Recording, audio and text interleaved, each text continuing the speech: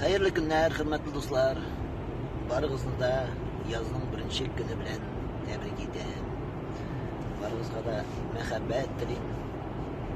Madur günler dileyim. Yani şulay yılda barganda jırlar tınlap baraydım. Yaz jitkeş, yazı düpte giteyin de şeyi de uzun gider şulaydım. Şeyi jitkeş, saban toylары jidebidinde. Bir saban toy turunda Roza apa bilen bir şey yazgan edik. Mena kalsa matur indi onu. Mena gana matur miken. Sizni bir de bölüşmen belki kimlerdir işitmegendir. Rifat Zarip fıçırlayacak. Başkaruğunda adep ediyor.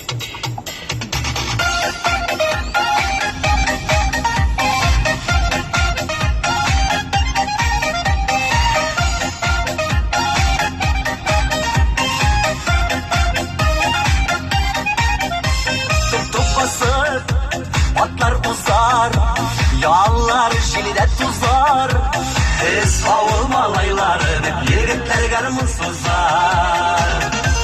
Arbalara tırı yattık, yeşil garmınlar dartı. Bir vura beyle sağlam tuyları kapaydık. Seyirip barıp alsınlar, maytırı dikletmeyenler. Yeşlere istersinler, elim bizni yar etmeyenler.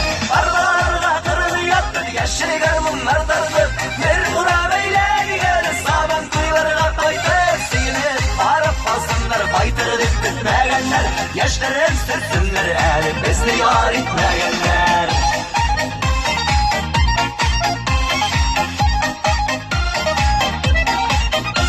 Düşüp kalanlar, düğül biz, yalınla biz düşügüp.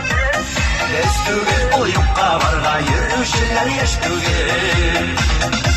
Arbalara kırılı yattık, yeşil garmınlar tartık. Bir vura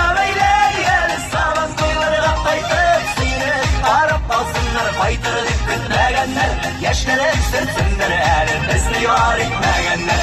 Arbalarga kırılı yattık, yeşil garmınlar tartık. Bir vura beyle saman kuyları kapaydık. Sıyırıp arap alsınlar, faytırı diktirtmeyenler, yaşları sürtsünler, elim bizni yar etmeyenler.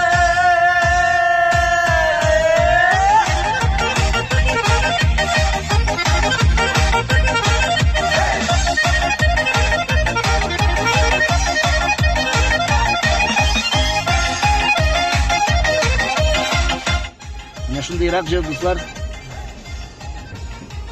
Matur günler var ızgara.